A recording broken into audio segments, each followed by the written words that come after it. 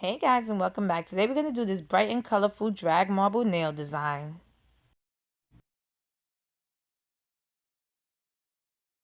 So I painted one coat of white polish. Now the second coat has to be thick. Now if you watch my other drag marble nail designs, I always say it has to be thick. If not, you won't be able to drag, and that's the purpose of this design. Now what I'm going to do is I'm going to go up and down with just some bright colors. So I'm adding this neon pink, this neon yellow, orangish color, and then that mint green.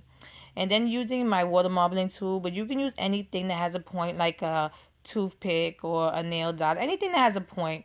I'm just going to drag it back and forth. This is really a easy, simple drag marble design to do.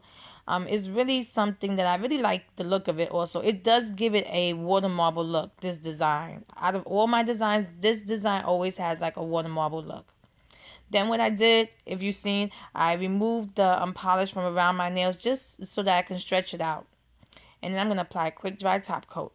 And here's the finished look. If you like this video, please give it a thumbs up and subscribe to my channel to get updates when I upload new videos. And check out my Instagram at Funwithmynails to see more of my nail art. Thanks so much for watching. See you next time.